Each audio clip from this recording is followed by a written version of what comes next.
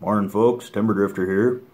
Welcome to the Octagon, my octagonal cabin in continuous state of construction. Smoking a Falcon. I've had the lower part for quite a while. It originally came with this bowl, which was burnt out. Picked this one up the other day, so I've been enjoying it. Smoking some Mountain Camp, drinking some coffee,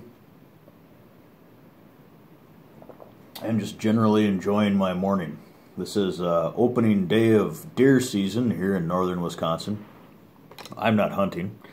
I've already got meat in the freezer, and I have limited freezer space, so I use a freezer in my friend's basement. And I'm not much interested in buck only, which is what this is. I prefer to kill spike bucks or does. It's much better eating. I have no interest in antlers as anything other than knife handles. Couldn't care less about killing a trophy. However, in the spirit of deer season, I'm sitting here by my wood stove with my insulated bib overalls on, drinking coffee. I got my Winchester Model 94 3030 next to me here. It's unloaded, not hunting. But spirit of deer season, you know, whatever. Doing what I can. I've got a package opening today, and we're going to get to that in a little bit. And I'm going to try to keep this video short because I do tend to go on. But, yeah. So this gun, I'm going to kind of run through some stuff I'm going to be making videos about this winter. This gun's a project gun. I picked it up recently. Very cheap. And yes, it does look a bit beat up, and it's not that old. In fact, this gun's the same age I am. I ran the serial numbers on it. It was made in 1983. Of course, I suppose I was made in 82, but I was born in 83. I knew it was made after the early 80s because of this cutout here, which causes the empty cartridge to eject to the side rather than straight up and on top of your hat or in your face or whatnot. Anyway, it's a good gun, as beat up as it is. It's accurate. The front sight is broken off, so that needs to be replaced. I'll be making another one of those, and I'll also be modifying the rear sight. So that's a project thing. I will not be changing I won't be rebluing it because I like this finish, and I've been oiling it regularly until the steel won't take any more oil, and I'm not particularly worried about rust, and it's actually got kind of a nice finish on it now. The other thing about it is it's quite smooth. The action is quite smooth on this gun. So, you'll be seeing this again. I've got a lot to say about that gun. Another thing that'll be getting its own video, I have this absolutely wonderful Tom Corral pipe. It's a Dublin. I ordered it from him. I've had it for a couple of weeks now, and I've been smoking it every day. It's an amazing pipe. I think it looks good on me. You know, sometimes you grab a pipe and take a look in the mirror and you go, eh, who cares, but that doesn't really fit, you know. Bulldog, Dublin, they work. You know, I like them. I like the way they look. I like the way they smoke. The engineering on this pipe is just killer. He's got it down. But that pipe will be getting its own video, as I said. Some other things I've picked up recently. This Silky, I don't know, Zubat, I don't know how to say that. Whatever, I'll have to get the proper pronunciation of that word. So I work with an arborist fairly often, and he swears by these, and I've used his. And so I took this in trade for some work. This is amazing. This is an amazing saw, and I'm going to be carrying this and using it. It's fairly light. It doesn't rattle. Got a nice belt loop with a clip. I don't care for folding saws. I've tried the big names, even Silky brand. I just don't like them. They're not long enough. can't get a full stroke. It's kind of a waste of time. So this is what I'm going to try out and see if that works for me. What else do I have in here? Oh, yeah. This was given to me. It's been chewed on by a dog, and I've been working with it. I found out it's an old Himo Rosselli, I think is the name, made in Finland. Pretty awesome knife. Unfortunately, someone buggered up the grind on it, but I've repaired it to the point that I can, and I've been using it. It's an interesting knife. We'll probably be talking about that at some point. Another knife. I've been beating this knife up for a while just to see. It's a Cold Steel Bushman. Lots of videos on these knives, but I've just been beating the hell out of this one to see what it'll do, including throwing it for off and on for over a year now. I'll probably be making a video, or at least talking about this knife in a video. I've had this for a long time. I use this to split kindling for my wood stove here at home. So, yeah, I think that's all I've got here. I'll show you one more.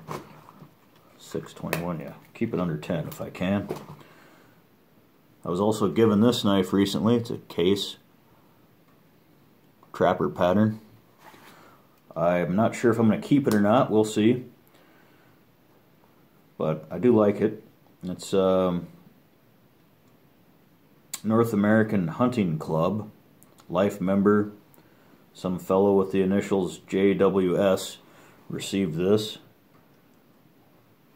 I really wish they wouldn't have serrated that right there. But if I choose to keep it, I'll either remove the serration or keep it. I don't know yet, but it's a very nice knife. It's one of the nicer. I've probably got 4 or 5 Trapper pattern folders, and this is definitely one of the nicer ones. Okay, on to the package opening. Now, I was pretty excited to see what Leo was going to send because there was some going back and forth of what he might include in the package. So I was pretty happy to see the final results. And I'm excited to read and smoke them. So first that came out of the package, which I'll show you the packaging material, which is very odd. Is this normal in Europe? I've never seen this before. It's like trash bag material. I didn't recognize it as a package when I saw it on the table. Anyway, odd material. First up, though, out of the package is this book. Isn't that a nice cover? It's textured. It's kind of a little bit reflective. Philip Connor's Fire Season, Field Notes from a Wilderness Lookout. I myself was a tower sitter, a smoke lookout for a while. Best job I ever had. I would have been happy to keep it up, but they got rid of it. Got rid of the position. So, when I opened this up and I saw that little sketch of the fire tower there, it reminded me of a guy that I used to work with before I was doing fire towers. He kind of got me into it. He's dead now. He had that same kind of sketch tattooed on his forearm with his years of service under it. And on the other forearm he had a hummingbird. He was an eccentric fellow. Next up in the package, I have read the note already though.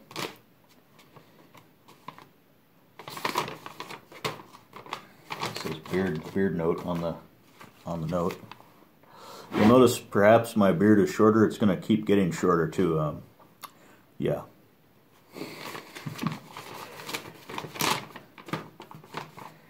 So there's he tells me what the tobacco is in this note. So this is Gawith and Hogarth Dark Plug Rum. You'll see it later. I'll be smoking it in another video. Like Nessmuk, but using dark-fired Virginias instead. It smells just like Nessmuk to me. I still have a little piece. It smells, yeah. There's no smell-o-vision, or you'd be drooling right now like I'm about to. Also included, this is what I was excited about because he suggested that he might send several different things, and I was just curious to see what was going to come. So, Murray's Warrior plug, which I'm familiar with it, but I've not seen it for sale anywhere. I don't know if it's for sale here.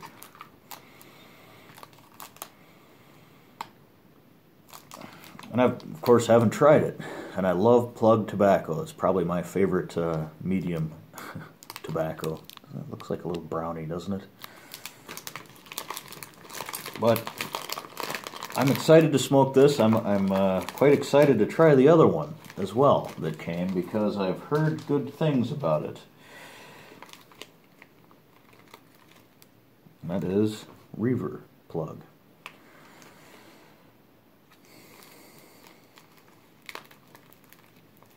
If you go back and watch some of Leo's videos, he talks, in one or two videos he talks about this.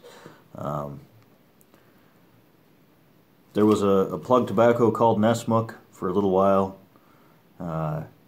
It's no longer available, sadly, and there was some issue with acquiring more. So I appreciate the effort, certainly, and I will totally enjoy smoking that. However, this is quite interesting to me, and I just opened it and I didn't really know what to expect. It smells so damn good. And an odd smell too. Most of these plug tobaccos have a little bit of like a rum, plum, spicy. This is, it has that smell, but it also smells a little bit like smoked pork, which is just odd. Look at that thing. That is a gnarly chunk of tobacco, and I will be digging into that and smoking the hell out of it. I understand it's quite potent, but I'm no lightweight when it comes to nicotine, so we'll see. We'll see. So, awesome stuff, Leo. Thank you very much. I'm very excited. And that is a lot of tobacco, right? It was 3 little pieces, but it's a lot of tobacco because it's all compressed into little bricks. If that was, think about that. If that was ribbon cut, boy, that'd be a big old bag of tobacco.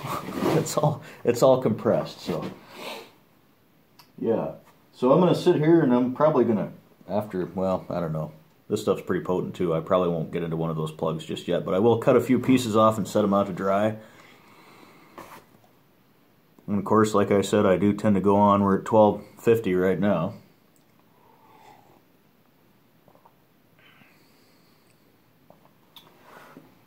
Well, awesome, Leo. Thanks a lot.